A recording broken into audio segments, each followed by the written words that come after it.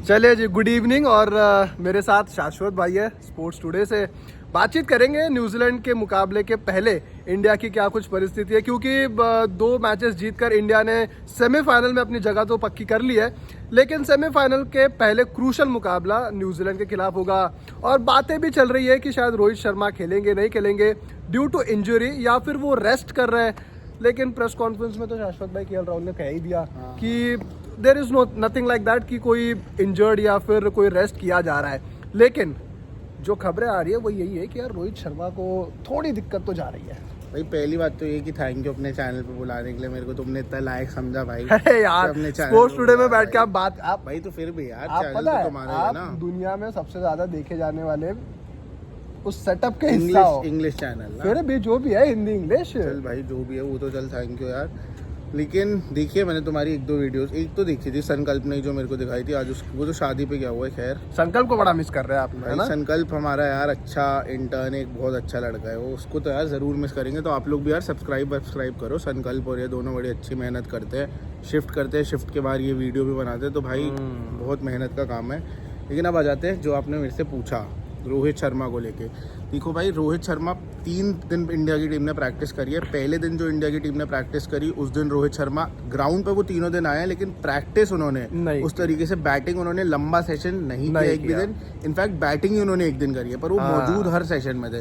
तो इसके बारे में क्या देखा जाए, देखो जब तक इंजरी नहीं होगी रोहित शर्मा को, अगर तुम्हें याद हो हैमस्ट्रिंग में उनकी दिक्कत थी, वो पिछली बार फील्ड से बाहर चले गए थे, अंदर कप्तानी शुभमन गिल ने करी थी।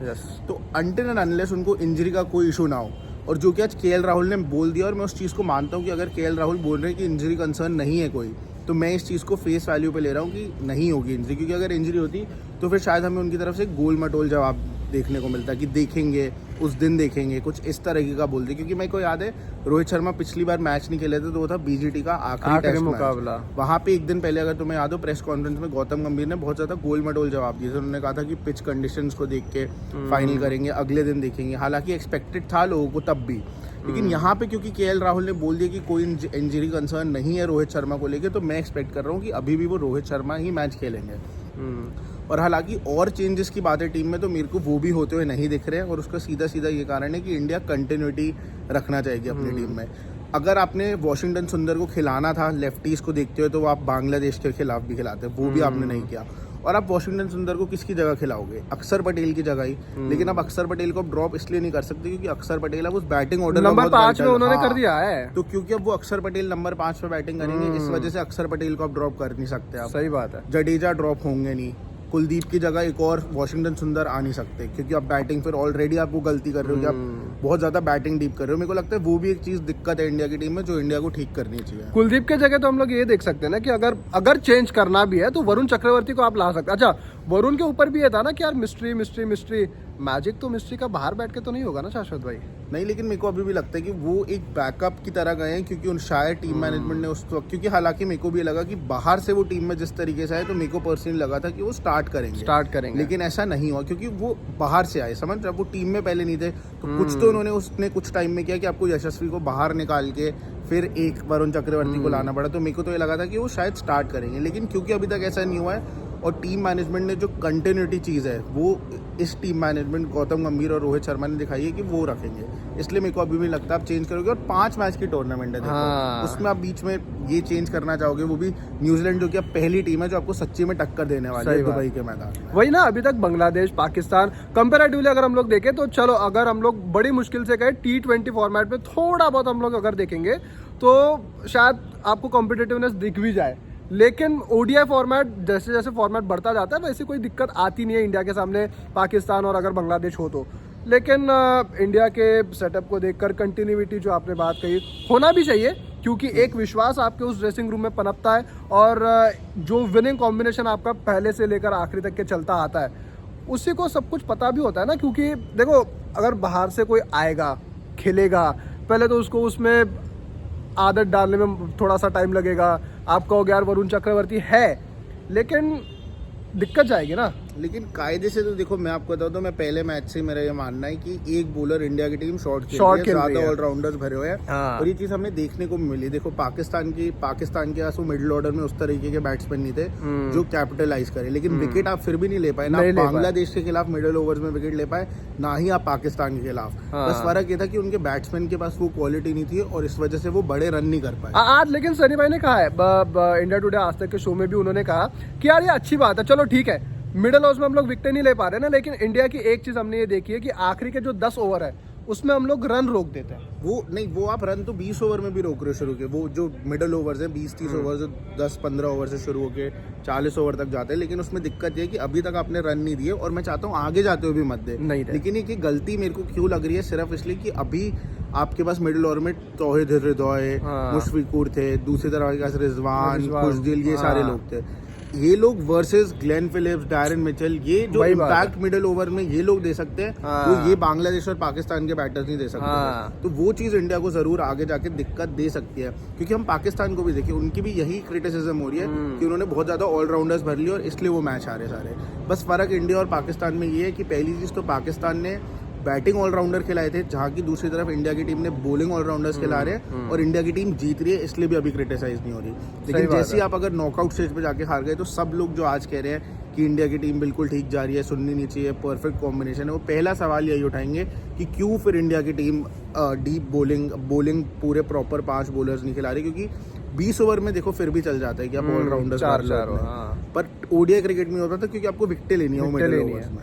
अब वो भी बात ये आ जाती है ना कि आप ये कहोगे यार 5 स्पिनर आप लेकर गए, ठीक है, और तेज गेंदबाज भी कमी है आपको। देखो वही है, पाकिस्तान और बांग्लादेश के सामने आप ये कहोगे चलो 41वां 42वां 43वां ओवर आपने स्पिनर से करवा लिया, लेकिन द मोमेंट वो न्यूजीलैंड आ जाता है या फिर कोई ऑस्ट्रेलिया आ जाएगा तो तब वो 43वां 42वां 45वां ओवर आप स्पिनर से नहीं करवा सकते, आपको तब तेज गेंदबाजी चाहिए। और वो आपने अभी तक आप वो लग्जरी इसलिए यूज कर पा रहे थे क्योंकि बांग्लादेश और पाकिस्तान की तो आपको जब विकेट लेनी थी बीच में तो आप डेथ के ओवर जो शमी शायद डालता है, हर्षित राणा डालते, उनसे आपने बीच में डलवा लिया कि विकेट मिल जाए, पर विकेट तब भी नहीं मिली तो आपने एंड में स्पिनर से डलवा लिया। लेकिन जब एक ग्लेन फिलिप्स आएंगे, एक डैरन मिचेल आएंगे, जब ये लोग बीच में आके वो रन मारने की वो इम्पैक्ट देंगे, तब आपके पास फॉल बैक ऑप्शन कोई है या नहीं, ये बहुत दिक्कत देने वाली बात होगी। और सिर्फ ये नहीं, आप ऑलरेडी इतने ऑलराउंडर्स खिला रहे हो, फिर एक आपके पास गेंदबाज अर्शदीप सिंह भी है बाहर बैठा, आप हर्षित राणा को खिला रहे हो, ये बोला जरूर है कि हिट द डेक है, किस्म के बॉलर है हर्षित राणा, इसलिए उन्हें अर्शदीप के आगे पिक किया गया है। लेकिन क्या सिर्फ ये कारण है, क्योंकि मेरे को लगता है कि शायद ये भी कारण है कि जिस तरह की बैटिंग एबिलिटी हर्षित राणा दे सकते हैं वो, तो आप ऑलरेडी बॉलिंग पे आप कॉम्प्रोमाइज कर रहे हो, फिर आप जो 2 पेसर खिला रहे हो उसमें से भी एक को बैटिंग के लिए खिला रहे हो, वो थोड़ी एक चीज़ है जो इंडिया को दिक्कत दे सकती है। शायद इसी टीम के साथ इंडिया जीत जाए चैंपियंस ट्रॉफी, कोई बड़ी बात नहीं होगी उसमें, लेकिन क्या वो सही तरीका है या नहीं, वो मेरे हिसाब से मेरा ओपिनियन ये है कि नहीं है। एक और बॉलर इंडिया को जरूर आगे जाते हुए खिलाना चाहिए, चाहे वो वरुण चक्रवर्ती हो या फिर वो अर्शदीप सिंह है। और लगता है आपको जीतेगा इंडिया, क्योंकि एक जो जंजीर में हम लोग बंधे हुए थे ना कि फियर ऑफ फेल्योर था, 23 हम लोग नहीं जीत पाए, 22 नहीं जीत पाए, वो फाइनल फ्रंटियर हम लोग क्रॉस नहीं कर पाते थे, 2024 में जाके हमने उस जंजीर को तोड़ दिया। अब इस टीम में कॉन्फिडेंस तो नजर आता है, कहीं ओवर कॉन्फिडेंस ना हो जाए। नहीं, देखो ओवर कॉन्फिडेंस तो इस टीम में नहीं लगता। वो ओवर कॉन्फिडेंस वाली चीज़ शायद 23 में 19 में हमें देखने को मिली है, वो भी ओवर कॉन्फिडेंस नहीं था, मैं उसको ओवर कॉन्फिडेंस नहीं बोलूँगा। एक चीज़ विराट बहुत ज़्यादा बार बोल चुके हैं 19 वर्ल्ड कप के बारे में, कि शायद टाइम से थोड़ा आगे चले। ये सोचना कि शायद हम जीत गए तो फिर क्या होगा, वो उसे ओवर कॉन्फिडेंस नहीं बोलूँगा, थोड़ा फार फेच सोचना हो गया। वो चीज़ इंडिया की टीम से गलती हुई थी 23 में भी और 19 में भी, ओवर कॉन्फिडेंस तो नहीं था वो खैर, लेकिन अब वो इंडिया शायद गलती ना करे क्योंकि इंडिया अपनी गलतियों से सीख चुकी है और अब ये टीम बहुत ज़्यादा बैलेंस लगती है एक तो, और बैलेंस से ज़्यादा वो बैलेंस में से खेलने के पर्सपेक्टिव से नहीं बोल रहा मैं, टेम्परामेंट के पर्सपेक्टिव, आत्मविश्वास भी झलकता है उनके लिए। बड़ा दिन और एक छोटा दिन शायद दोनों की रेलेवेंस है। मैं शायद वो जब पाकिस्तान को खेलने उतरे तब भी वो उसी इंटेंसिटी उसी माइंडसेट से उतरे, और शायद वो जब फाइनल में उतरेंगे तब भी उसी इंटेंसिटी उसी माइंडसेट से उतरेंगे। बस जो अपनी गलतियों से सीखते रहना है, वो अगर भारत की टीम को एक बार समझ आ जाए कि मिडिल ओवर्स थोड़ा एक कंसर्न है, क्योंकि हमने देखा है मैचेस ओडीआई मिडिल ओवर्स में ही हारे जीते। पर द ओनली रीजन जो इंडिया को दिक्कत दे रही है इस वक्त कि मिडिल ओवर्स में हम लोग विकेट नहीं ले पा रहे, नहीं तो आप ऊपर से टिक कर लो ना सारे चीजें। शुभमन गिल रन बना रहे, विराट का भी 100 आ गया, रोहित भी आपको 40-45 वो टेम्पो सेट करके दे रहे, उसके बाद आपके श्रेयस अय्यर भी रन बना रहे, केएल राहुल ने भी पहले मैच में रन बना दिए थे, हार्दिक पांड्या भी अच्छी गेंदबाजी कर रहे, वो सब कुछ सही है, बस एक ये है कि मिडिल ओवर्स में विकेट कुलदीप यादव का रोल सबसे ज्यादा इंपॉर्टेंट होता है उसमें। कुलदीप यादव भी 10 ही ओवर डाल सकते हैं ना, वो आपके लिए 15 ओवर तो डाल ही लेकिन विकेटें उनको भी नहीं मिल रही है। विकेटें उनको नहीं मिल रही, पर एटलीस्ट वो अपने रिदम में आ रहे हैं धीरे धीरे। मोहम्मद शमी एक मैच में अच्छी डाली, फिर एक मैच उतना खास नहीं रहा, तो वो चीज़ें तो चलो दिन के हिसाब से होती है, लेकिन आप हमेशा एक्सपेक्ट नहीं कर सकते कि कुलदीप यादव का अच्छा ही दिन हो। कोई दिन होगा शायद उनका दिन अच्छा ना हो, तो तब आपके पास कोई बैकअप होना चाहिए विकेट लेने के लिए। अक्सर और रविंद्र जडेजा बहुत अच्छे खिलाड़ी है, कोई डाउट नहीं, उन्होंने इंडियन क्रिकेट के लिए बहुत किया है, लेकिन दिक्कत ये कि बहुत ज़्यादा वन डायमेंशनल है। वो दोनों का साथ में पिछले मैच में कोई याद है 70-80 रन, दोनों, एक ने 70 रन दिए थे शायद, एक ने कुछ 60 रन दिए थे, तो वो चीज़ है जो थोड़ी दिक्कत होगी। और एक और चीज़ जो बहुत छोटी चीज़ है, उसकी शायद इतनी बड़ी दिक्कत ना हो कि केएल राहुल को नंबर 5 पे और अक्षर पटेल नीचे है। वो लेफ्ट राइट कॉम्बिनेशन की इतनी खैर ज़रूरत नहीं है, क्योंकि साइड आप T20 में क्यों करते हो, क्योंकि फास्ट पेस्ट होता है, आपको देखना है कि कोई बंदा ऑफ साइड से, जब ऑफ कितना लंबा है किसी के लिए, लेग साइड कितनी लंबी है, तो वो परम्यूटेशन कॉम्बिनेशन कैलकुलेशन होती है, जिसकी वजह से आप ये लेफ्ट राइट कॉम्बिनेशन T20 में रखना चाहते हो। पर वही ODI में चीज़ करना है, जब केएल राहुल इतने अच्छे फॉर्म में, लाजवाब फॉर्म में, आप उनको अग्रेसर का रोल दे रहे हो जिसमें वो उतने कंफर्टेबल। मैं वही कह रहा हूँ कि नंबर 6 पे आकर आपको कभी कभी ना वो आखिरी 10 ओवर में या फिर आखिरी 7 ओवर में बैटिंग करनी पड़ती है, जो परहैप्स अक्षर पटेल उस रोल के लिए ज्यादा कैपेबल है कि वो आकर हिट लगा सकते हैं। शायद केएल राहुल के पास वही बल्लेबाजी है कि स्टार्टिंग में आकर आप 2-4-10 बॉल आप देखोगे, उसके बाद वो जाकर खेल सकते हैं। तो ये एक आपने जो दिक्कत पॉइंट आउट की। और अभी तक इस टीम ने अभी तक कोई ज़्यादा खास चेंजेस और उस तरीके से कुछ आउट ऑफ द बॉक्स किया नहीं है, क्योंकि सुंदर बहुत लोगों को लग रहा था कि पहले मुकाबले में खेलेंगे कि 3-4 लेफ्टी हैं बांग्लादेश के टॉप 6 में। अब न्यूजीलैंड के लिए भी काफ़ी लोग सोच रहे हैं, बात हो भी सकता है, कोई बड़ी शॉकिंग बात नहीं होगी, लेकिन मेरे को मुश्किल लगता है कि ऐसा कुछ होगा, क्योंकि टीम वही कंटिन्यूटी करेगी अनटिल अनलेस कोई इंजरी नहीं है, तब तक मेरे को लगता है सेम 11 खेलेगी। 5 मैच की टूर्नामेंट है, आपको उसमें रेस्ट देने की जरूरत है नहीं, 1 हफ्ता का रेस्ट इंडिया की टीम ऑलरेडी लेके आ रही है। और वो भी बात है ना, आप ये कह रहे हो कि यार 4 तारीख और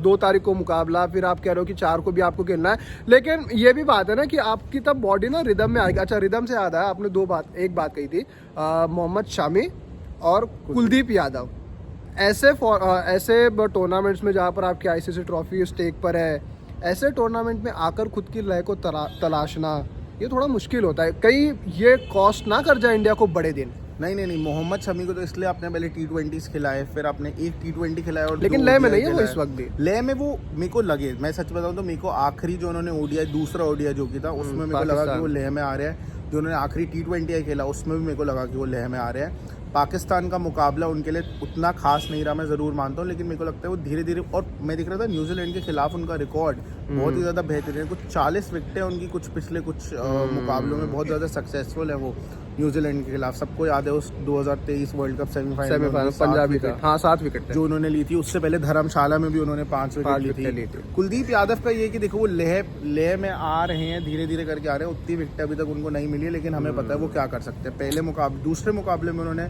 वो विकेट ज़रूर ली। तो कुलदीप यादव अगेन एक मैच विनर है, आपको उन्हें ट्रस्ट करना ही पड़ेगा। दिन अच्छा बहुत प्लेयरों का नहीं जाता, इसीलिए तो आपको बॉलिंग और चाहिए, वरना अगर एक ही बॉलर हमेशा आपके लिए 5-5 विकेटें ले रहा होता, फिर तो आप टीम 2-2 बॉलर खिला के बाकी 10 बैट्समैन खिला लेती, पर वो तरीका चलता नहीं। सही बात है। और शाश्वत भाई, विराट कोहली का 100 बड़े इम्पोर्टेंट दिन आया और बड़े अच्छे वक्त पर भी आया, क्योंकि आपको टूर्नामेंट अभी 3 मैच के बाद आपको पता चल जाएगा इंडिया जीत रहा है नहीं जीत रहा है, ठीक है। ऐसे मौके पर 100 आना टीम के लिए कितना ज़्यादा क्रूशल है, बहुत ज़्यादा। और सिर्फ ये 100 उनका इससे पहले ऑस्ट्रेलिया में भी आया था। पहले टेस्ट मैच की दूसरी पारी में उन्होंने 100 एशिया कप में भी मारा था अफगानिस्तान के खिलाफ, बीच में भी उनके कुछ 100 इधर उधर आ रहे थे। लेकिन इस 100 की बहुत ज़्यादा खास बात ये थी कि वो पुराने विराट कोहली, शेड्स ऑफ पुराने विराट कोहली दिखे। जिस तरीके का उनका बैट स्विंग तेज रहता है ODI क्रिकेट में, जो वो अपने टेस्ट के शॉट्स, एक्सटेंडेड शॉट्स मारते हैं ODI क्रिकेट में, वो मेरे को लय दिखी उनकी। जिस तरीके का बैट स्विंग उनका था, जो पुराने विराट कोहली थे, जब वो पहले बहुत ज़्यादा रन मारा करते थे, अभी भी काफ़ी रन मारते हैं, बस क्योंकि उनका बाहर इतना सेट था, वो उस तरीके के शॉट्स मैंने उनके देखे। फ्लिक उन्होंने बहुत अच्छा किया, फ्लिक एक उनका शॉट है, गो टू शॉट, मेरे को अभी भी याद है जब वो नए सर्किट में आए थे, वही फ्लिक शॉट मलिंगा को मारते थे, तो वही चीज़ उन्होंने बहुत ज़्यादा वो शेड्स दिखे। इसलिए मेरे को लगता है कि शायद अब विराट कोहली का जो फॉर्म का रिवाइवल हम सोच रहे थे ना, शायद वो ऑस्ट्रेलिया में हमने सोच लिया था कि हो गया, वो नहीं हुआ। मेरे को लग रहा है अब हो सकता है कि आते जाते हो एक विराट कोहली बहुत ज़्यादा क्रूशल बैट्समैन हो जाए। और एक और चीज़ जो वो करते हैं कि इस बैटिंग ऑर्डर में एक वही पेज था इंडिया की टीम में जो नहीं हो रहा था पूरा, और वो कनेक्ट करते हैं टॉप ऑर्डर को और मिडिल ऑर्डर को। जैसे ही वो आउट हो जाते थे जल्दी, तो वो कनेक्ट नहीं हो पाता था, लोग कैरी फॉरवर्ड नहीं कर पाते थे। अब वो विराट कोहली के रन आने से एक वो चीज़ और इंडिया नहीं, हम लोग ये बात भी करते थे ना 23 वर्ल्ड कप में भी हम लोग ये बात करते थे कि ऊपर से रोहित शर्मा आपको इतना अच्छा स्टार्ट दे देते थे कि नीचे से विराट कोहली को आकर वो वक्त मिलता था और वो वहां पर कैपिटलाइज करके इंडिया का 350 पौने 400 रन जाते थे। और विराट कोहली को भी इस वजह से वो लिबर्टी मिलती थी ताकि रोहित शर्मा ऊपर से उतने अच्छे रन बना देते थे। आज शायद रोहित शर्मा उतने ज्यादा रन नहीं बना रहे, लेकिन शुभमन गिल वो बना रहे। क्या शुभमन गिल के लिए ये चैंपियंस ट्रॉफी वही चैंपियंस ट्रॉफी साबित हो सकती है जो शिखर धवन के लिए 2013 हुई थी? मैं जब ये चैंपियंस ट्रॉफी शुरू हुआ था उससे पहले निखिल सर जब हमारे दुबई पहुंच गए थे तब मैंने उनसे भी ये सवाल पूछा था। मेरे को इनफैक्ट 2023 वर्ल्ड कप के लिए ऐसा लगा था कि शायद ये वो आईसीसी टूर्नामेंट हो सकती है जहाँ अराइवल ऑफ शुभमन गिल है, दुनिया को पता चल जाए। अभी सिर्फ इंडिया में लोग उनको प्रिंस मानते हैं, अभी सब धीरे धीरे वो उन सीढ़ियों पे चढ़ रहे हैं, लेकिन शायद वो वर्ल्ड कप हो सकता था जहाँ पे वो अराइव हो जाते, लेकिन अनफॉर्चुनेटली उनको डेंगू हो गया, वो शुरू में खेल नहीं पाए तो वो उस तरीके से चढ़ नहीं पाए। लेकिन यहाँ पे उन्होंने शुरू से ही रन मारे, पहले 100 फिर 40 रन की पारी, अब एक और न्यूजीलैंड के खिलाफ मैच। तो मेरे को कोई डाउट नहीं है इस चीज में बोलने में, क्योंकि ओडीआई क्रिकेट में और वो भी अपने बेस्ट में लग रहे हैं। शॉर्ट आर्म जैब जब भी शुभमन गिल मार रहे हैं, आप देख लो स्ट्रेट ड्राइव भी देख लो पाकिस्तान के खिलाफ, पर जब भी वो शॉर्ट आर्म जैब मार रहे हैं आप समझ जाएं कि ये शुभमन गिल अपने फॉर्म में। मेरे को याद है 19 वर्ल्ड कप जब ये खेल रहे थे 2018 में, तब भी इनका शॉर्ट आर्म जैब की बहुत बात, इयन बिशप ने बहुत ज्यादा इनकी तारीफ करी थी, बहुत बात करी थी। और अब फिर से वही शॉर्ट आर्म जैब, पूरा भी नहीं बैट लेके जाते, सिर्फ आधा लेके जाते हैं और उसमें ही वो कई बार फेंस क्लियर कर देते हैं, चौका तो बॉल जाती ही जाती है, गैप बहुत अच्छा पिक करते हैं। तो शुभमन गिल मेरे को लगता है कि ये टूर्नामेंट जरूर शुभमन गिल के नाम हो सकती है। बस मैं चाहूंगा कि वो जिताने में उनको और कंट्रीब्यूशन हो, कि बड़े दिन अगर बाकी सब फ्लॉप हो जाए तो शुभमन गिल खड़े रहे तो उससे उनकी वैल्यू और ज्यादा बढ़ जाएगी। रन तो देखिए वो 600 रन मार दे चैंपियन, 300-400 रन मार दे चैंपियंस ट्रॉफी में और उसके बावजूद भी आप हार जाओ, फिर भी शुभमन गिल का राइवल हो गया होगा। लेकिन अगर जिता देंगे ना तो वो उसका इम्पैक्ट और ज्यादा सालों तक रहेगा। रोहित शर्मा के भी 40 थे पाकिस्तान के खिलाफ, लेकिन स्ट्रगलिंग वाले थे। देखो एक बात जो हम बार बार करते हैं, मैंने आज डगआउट में भी यही बोल रहा था किसी को, कि हम बात करते हैं कि रन आ जाने चाहिए बड़े मैच से पहले। हम ये बात हम इसलिए करते हैं ताकि क्योंकि वो बैट्समैन वो सही माइंडसेट में चला रन, ताकि वो अगली बार आए तो उसको याद हो कि मैंने रन मारे हैं। सही बात है। लेकिन रोहित शर्मा ऐसी स्टेज पे पहुंच गए ना जहां उनके लिए वो 40 रन में ही उनको वो माइंडसेट मिल जाता है, क्योंकि उनका वो रोल है, उन्होंने अपने आप के लिए वो रोल डिफाइन किया है। तो बाहर बैठ के हम लोगों को लग रहा है कि वो बड़े रन नहीं मार रहे, वो आउट ऑफ फॉर्म तो नहीं हो गए दोबारा 100 मारने का, लेकिन मेरे को नहीं लगता उनके दिमाग में चल रहा है। वो यही टेम्पलेट सेट करने वाले हैं, ऊपर से उनको पता है। देखो आप इतने बैट्समैन खिला रहे हो, इतने बैट्समैन खिलाने का कारण ये है कि आप इस अप्रोच से खेल पाओ। तो मेरे को लग रहा है जिन 40 रन के बारे में हमें लग रहा है कि शायद उनको टेंशन हो रही होगी, मेरे हिसाब से उनको नहीं हो रही होगी, क्योंकि यही टेम्पलेट से तो कितने टाइम से ओडीआई खेल रहे हैं। 23 वर्ल्ड कप में उन्होंने शुरू किया था, अभी भी उसको कैरी फॉरवर्ड किया है। तो मेरे को लगता है कि वो तो एक घातक ओपनर है, अपने दिन पे 100 भी मार देंगे, वरना 40 रन तेज बना के वो शुरू में वो ऑफ द मार्क कर देंगे, बॉलिंग टीम को हावी नहीं होने देंगे। अब वही है ना, आप स्टार्टिंग में मतलब आप शुरुआत ही इतने ताबड़तोड़ तरीके से कर देते हो कि वो आगे वाले के वही पर हौसले मतलब परास्त है कि यार आगे वाला सोच लेता है 10 ओवर में इन्होंने 70-75 मार दिए, खत्म हो गया, वही पर गेम खत्म हो गया। कैसे देख रहे हैं पाकिस्तान की टीम को? एज अ होस्ट भी थे, मतलब हंसने की बात है यार पाकिस्तान के ऊपर आपसे कि एज अ होस्ट 19 तारीख को दुकान खुली, 24 तारीख को दुकान का शटर डाउन हो गया। तो आपको पता है कि मैं बातें बहुत करता था, अब करते ही जा रहे हैं, लेकिन मैं ये और जरूर आपको बता दूंगा। और मैंने, क्योंकि मेरे को भी पसंद है क्रिकेट के बारे में, मेरे से कहीं भी खड़े होकर बात करवा लो, मैं ज़रूर करने में कोई दिक्कत नहीं होती। लेकिन पाकिस्तान की जहाँ तक बात है, देखो मैं पर्सनली मेरे को बहुत अच्छी लगती है पाकिस्तान की टीम, और मैं बहुत बड़ा फ़ैन हूँ पाकिस्तान के कुछ खिलाड़ियों का। मेरे को लगता है कि गेम वेम स्किल विल के बारे में तो अभी उन्हें सोचना ही नहीं चाहिए, क्योंकि वो चीज़ें तो बहुत आगे की बात है। अभी तो सब वहाँ पे अपनी जगह बचाने के लिए खेल रहे हैं। जब बाबर आ रहे हैं खेलने तो उनके दिमाग में पहला थॉट ये है कि मैं अपने आप को बचा लूँ। वो इस चक्कर में, क्योंकि उनकी पूरे बोर्ड में इतनी इनसिक्योरिटी है ना, जो टॉप पे भी बंदा बैठा है उसको ये देखना है कि मैं अपने आप को पहले कैसे बचा लूँ।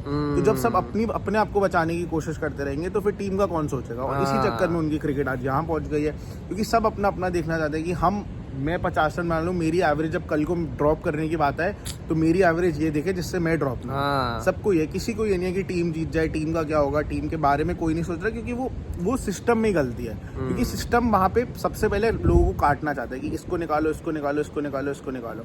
ये भाई खेलने तो दो किसी को। बाबर आजम आपके इतने बड़े बाबर आजम, अब मैं आपको सीधा एग्जाम्पल देता हूँ।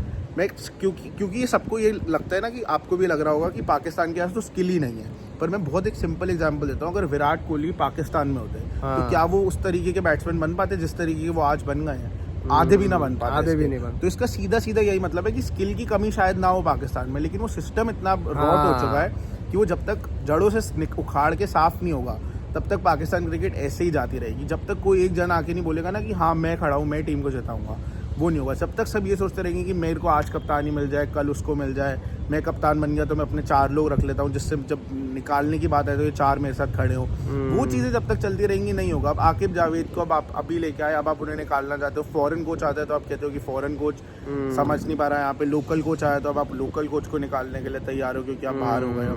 कुछ तो आपको करना ही पड़ेगा ना, वो आपको टॉप पे ठीक करना है। यहाँ पे मैं विक्रांत सर को भी सुन रहा था कल किसी पाकिस्तान के चैनल पर, उन्होंने बहुत अच्छी बात बोली कि आप कोई यहाँ इंडिया में अगर कोई बीसीसीआई का चेयरमैन चेंज होता है, कुछ भी चेंज होता है तो यहाँ पे पूरा सिस्टम थोड़ी ना क्रिकेट का चेंज, क्रिकेट नहीं चेंज होती, वहाँ पे ये हो जाता है। इसीलिए कोई चाहता नहीं कि मैं बाहर हूँ कल को, इसलिए वो खड़े रहते हैं अपना। वो कहते हैं कि मेरी एवरेज मैं आज 50 मान लेता हूँ, मैं कल को एवरेज जब बाहर निकलेगी तब मैं एवरेज अपनी देखूंगा और मैं सोचूंगा कि मैं तो बाहर हो ही नहीं सकता कि मेरी एवरेज 50 की है भाई। लेकिन एवरेज 50 की कैसे, तुमने मैच तो हरवा दिया पूरा पाकिस्तान को। वही है ना, रन्स वही जो आपको मैच जिता दे। और पाकिस्तान क्रिकेट का खत्म होना कोई अच्छी बात नहीं है, वर्ल्ड क्रिकेट के लिए अच्छी बात नहीं है, बहुत ज्यादा गलत बात है। क्योंकि फिर कोई अफगानिस्तान जरूर उठ के आ रही है, वो बहुत ज्यादा बेहतरीन क्रिकेट खेलते हैं, लेकिन पाकिस्तान का होना जरूरी है। उनका इतना टैलेंट है, इतने अच्छे खिलाड़ी हैं उनके पास, कोई बड़ा प्लेयर आता है वो खराब ही हो जाता है। अहमद शहजाद मेरे को याद आता है, वो भी ऐसे ही थे, उनका भी कंपैरिजन विराट के साथ होता था। फिर आपने बाबर का किया, फिर शाहीन का आपने इतने लोगों से कंपैरिजन किया, शाहीन में भी कोई गलती नहीं थी,